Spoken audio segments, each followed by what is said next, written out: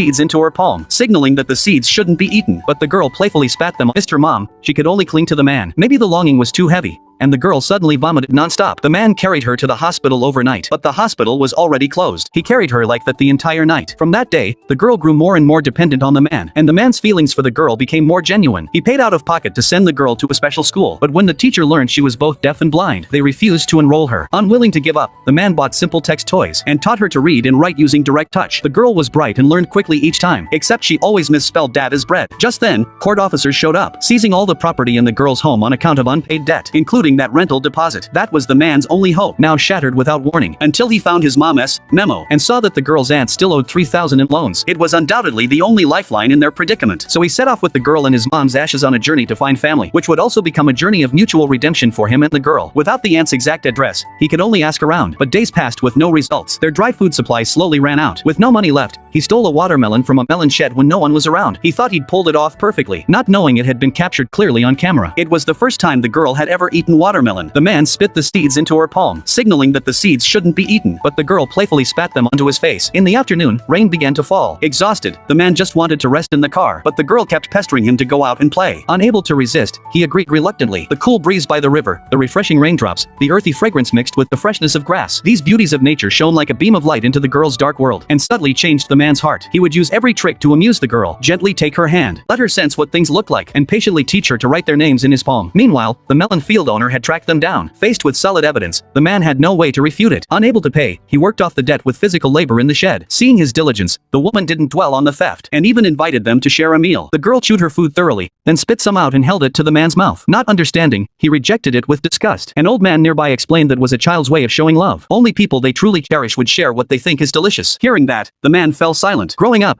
no one had ever cared for him like that, nor had he ever given himself sincerely to someone else. During his time with the girl, he gradually fell for this plain, simple life. Whenever he was with her, his face always wore an unstoppable smile. So he decided to drop the idea of collecting the debt and stay there to raise the girl. He asked the woman to help him find work, wanting to remain and grow up alongside the girl. Touched by his kindness, the woman agreed right away, and even let them stay in her home for free. From then on, she joined in the girl's upbringing. She recorded videos of their playtime and posted them online, and personally sewed pretty clothes for the girl. Though the girl couldn't see or hear, she could truly feel their love. They thought life could continue peacefully and happily, but the boss's appearance shattered that beautiful time. It turned out the boss had seen the videos the woman shared, and traced the address here. They beat the man up badly, hurling the filthiest insults, saying he violated company rules, and maliciously reminded him he was just a thug. Those words pierced straight through the man's heart. The girl seemed to sense his sadness, and gently blew on his face to soothe him. That small gesture unlocked the man's tears. He had the girl touch the tear at the corner of his eye, and write the word tear in his palm. The girl seemed to sense something but couldn't say it, just gently rested her head against him, signaling he shouldn't leave. The next morning,